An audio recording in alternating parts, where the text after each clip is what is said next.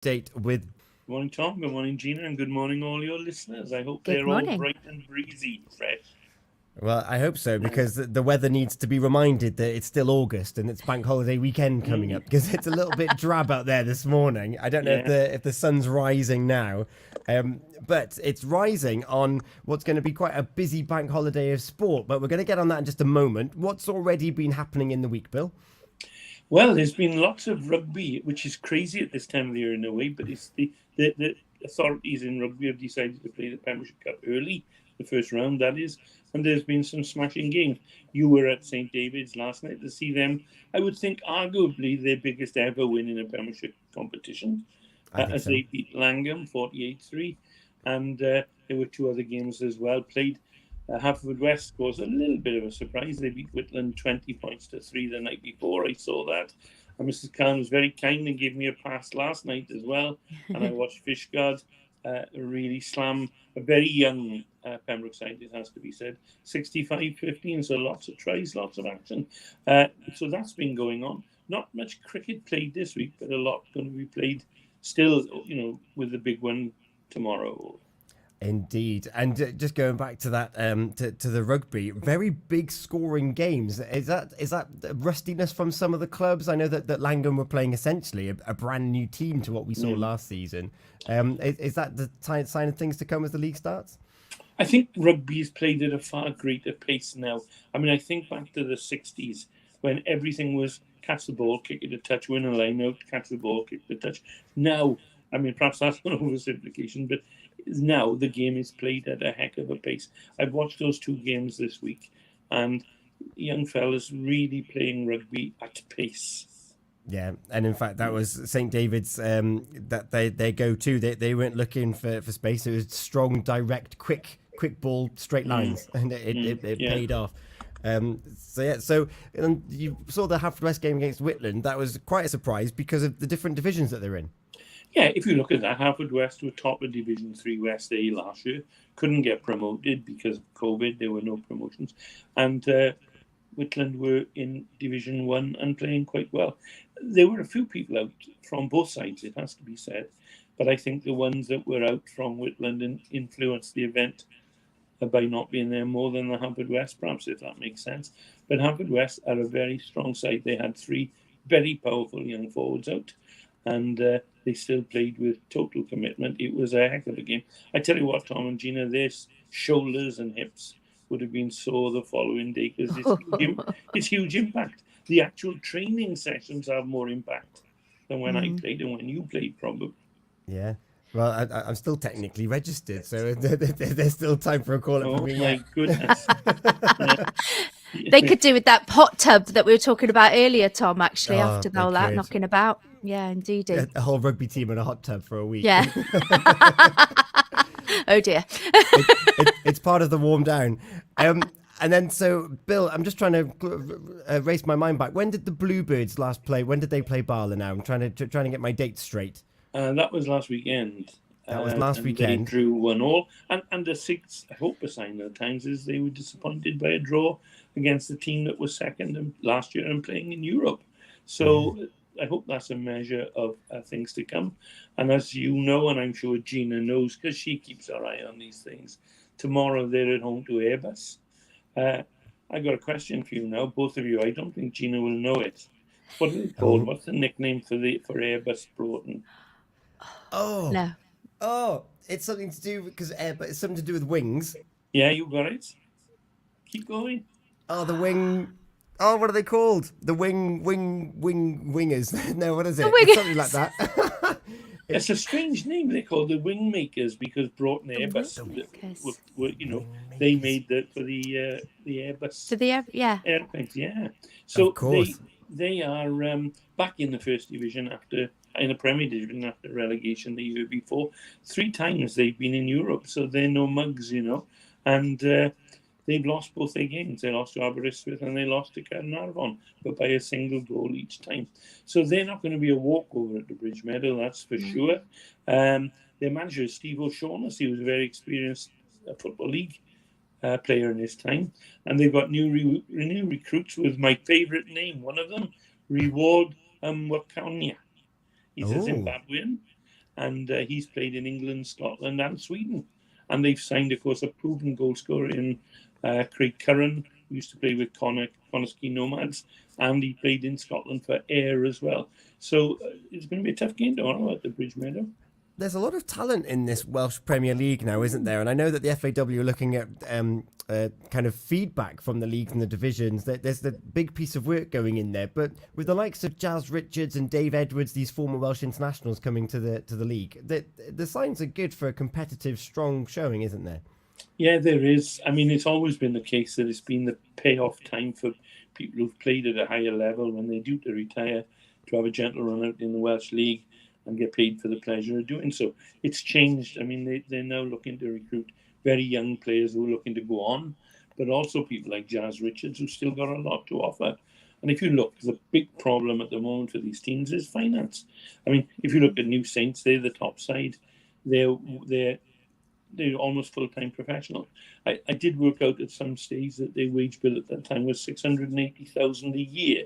That's a lot of brass, isn't it? But they're sponsored by the managing director, the owner of Total Network Solutions, which is why they were called TNS Llanfried when they started. It's a tiny village near Arlech, tiny place. So, there's a big change, a sea change in that. Trouble is these days where the clubs like Haverfordwest retain that sort of ability. If they don't have, for want of a better word, a sugar daddy. In the end, some of the sides that were good, really good sides have vanished off the face of the earth. In terms of Wales, playing in the Welsh League, Monmouth, sides like that. And of course, Haverfordwest definitely have those ambitions, though. We caught up with Ashley Hopkins on the Pure Sport Show, Ethan Evans and Morris, the new head of coaching. So Waggy is no longer part of the academy, but he's still with the first team. And he comes with him a wealth of experience of nurturing young talent as well. There were exciting times with Haverfordwest, but as you say, how are they going to keep financing and sustaining that? It's something to be found out, isn't it? It needs success. If you get into Europe, it's big bucks. Right. They get paid a lot of money for that. But if you look, I mean, how football has changed, Gina would know through Cliff because he's a keen sportsman. Haverfordwest have a goalkeeping coach. God, yeah. And he's professional. He's paid. Yeah. And does a good job with those. But in my day, goalkeeping coach, blimey, Charlie. You don't stand between the sticks and stop the ball. Yeah, I know. You get substitutes just to kick balls at him. Yeah. Right. And then, but before we look at this weekend's cricket, because there's lots going on this coming up Monday evening, I mentioned Ashley Hopkins last week, but we've got a few people. We're going to keep it with rugby, and also one of your good friends, Ben Field's going to be on the show as well. What can you tell us about what to expect on Monday evening? Well, it's an exciting time for Welsh football. They're making a lot of significant changes. And apparently, I hope they're going to continue it in style. They are now looking at grassroots football, and about time, a lot of people would say. They've appointed Ben Field as the grassroots manager. Now, Ben, as you know, was the manager of Sport Pembrokeshire County Council. Did a wonderful job with all sorts of things in Pembrokeshire with sport, including the Sports Awards. He's become the new grassroots manager. He's got a huge sort of challenge on. He's going to have offices in Cardiff, Newport and Wrexham. It's going to mean a huge sea change for him in travel, but in getting to know people when everybody knew him in his old job. So exciting time. Ben's come on. He's had 1 week in the job. He's now going to talk to us and come on hopefully on a Monday night when you want him in a month's time. So that'd be quite nice. We're also talking to Steve Holmes, who's the chairman of the Pembrokeshire Rugby setup. Steve played a lot of rugby for Combined Services, Milford, Pembrokeshire. Big, powerful lad, Steve. So he's going to talk about the Knockout Cup. We've got Matthew Snowy John, who's the player coach of Haverfordwest after they beat Whitland. Very excited. He's a good guy. We've got Ashley Barnacle on with Fraser, who, as you know, did well in the Commonwealth Games. And Fraser's going to be talking to a couple of people this weekend with cricket that he's going to be involved in this week. So it'll be good. There's a heck of a lot of talent right here in Pembrokeshire, isn't there?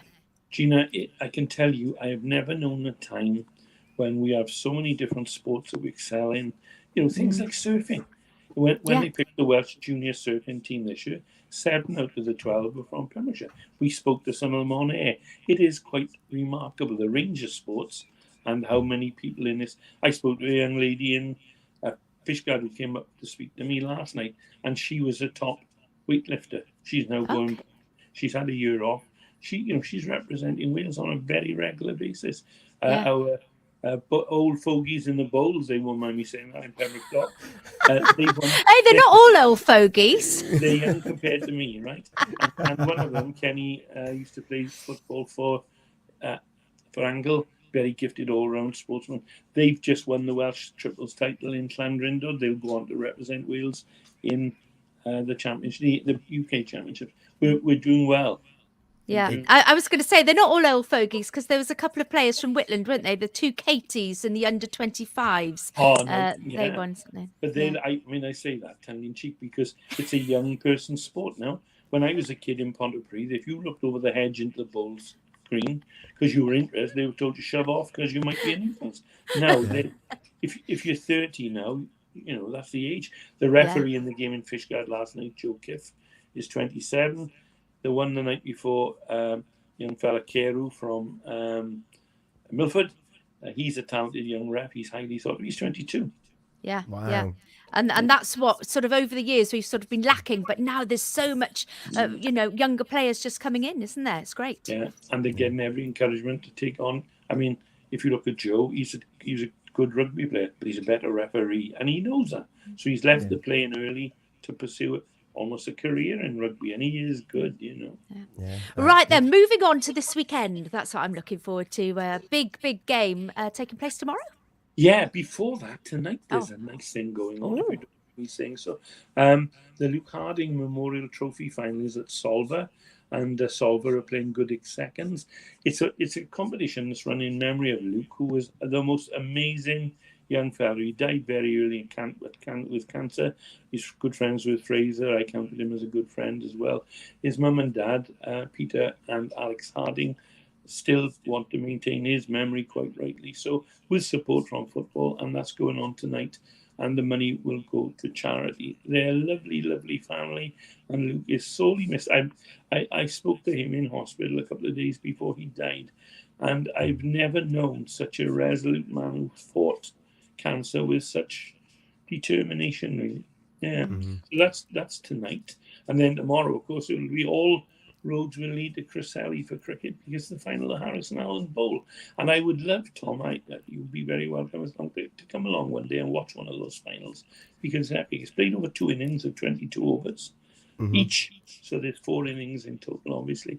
And it's a game that is looking so interesting because Haverfordwest have been relegated after 45 years in the first division and are in the final. Yep. And Langham, who came up this year, lost their first game by 226 runs and are now second in the table, which is amazing. Well done, Matthew Kiff and co. And now they're playing there as favourites, really, against Haverfordwest, who have their big hitter in Adam James. 2 years against Lorraine, he hadn't played a game for about 4 weeks. He had a bad back. He hit 82 and 86 and ruined the game. Absolutely spoiled the game for everyone except Haverfordwest. I've never seen anyone with so many. It was like watching the IPL. But there's sort of Haverfordwest, I hopes, in general, pin on his power hitting. They've got other players like Benfield. But Langham are a good side, a young side. So it's going to be a cracking game. I enjoy that. It's a nice day to sit out, watch the cricket, chat to people on the boundary we haven't seen for a year, touch base with them. So it's a lovely day out tomorrow. That starts at midday in Cresselly, the home of Pembrokeshire cricket and the home of the Harrison Allen.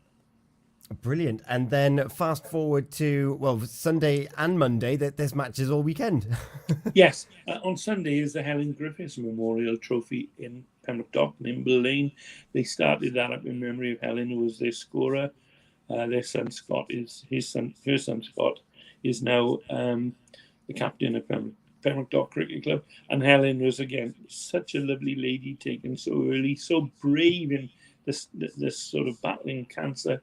And there are 2 games there on Sunday. The ladies start off with a game. It's a great game with them. And then there's a man's game and gents game after that with Nick Daly Select against Pembroke Dock Select. And the money for that goes to the Withy Bush Chemotherapy Daycare Centre. and that's entirely appropriate in memory of Helen. You know, Marilyn Woman, we saying, because she'd say the same. I loved Helen. She was a darling girl. I'd known her for 30 years. So that's a very sort of moving day, really. And then on Monday, the Ken Morris Memorial Cup in Narberth, organised by Richard and Rhian Howell, and that's in memory of Ken the Pop. Ken used to be a pop man in Narberth, held in huge esteem as a committee man and as an umpire. And Richard and Rena kept that memory alive with it, help from his sons. And that's a game. I haven't missed one final, and I'll be there on Monday. Perhaps not all day, but I'll be there. And that's the same format, two innings. And it's for clubs who are third teams or play in lower divisions, like Huntleton are in the final. They play in Division 5, and they're playing Carew thirds. So it gives a chance to, there's the word again, old fogies and talented youngsters to combine and form teams that play in the best of spirit as well. It's a lovely day. So there's a lot going on. There's so much sport happening in Pembrokeshire. And of course, well, this will probably be the last time that we really mentioned cricket on these Friday mornings, because our attention will turn more towards football and to rugby. So very excited for that as well.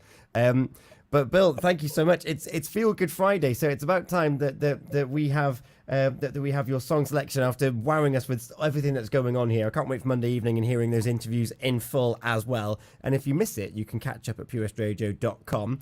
But Bill, what have you gone for on this Feel Good Friday morning? Well, you know I'm a 60s fan. I'd love to hear, you say earlier on about Al McCogan and Connie Francis and people like that. So I've gone for a 60s as usual. And no apologies for that. And this week it's One Way Love. Now here's an interesting group, Cliff Bennett and the Rebel Roses. And it is a Rebel Rosa. So yeah, One Way Love. Have you heard of that then, Tom? I haven't heard of it. So it's one for the old fogies. Another one for the old fogies. Hey, he's only a boy and you're only a girl. You just it's all comparative, Gina. It is. We've got the latest traffic and travel with FRF Motors coming up on the way as well. It's 25 minutes past 7. Bill, as ever, thank you so much. It's my pleasure. Have a good day, and everyone out there. Enjoy the weekend. Feel Good Friday with Pem's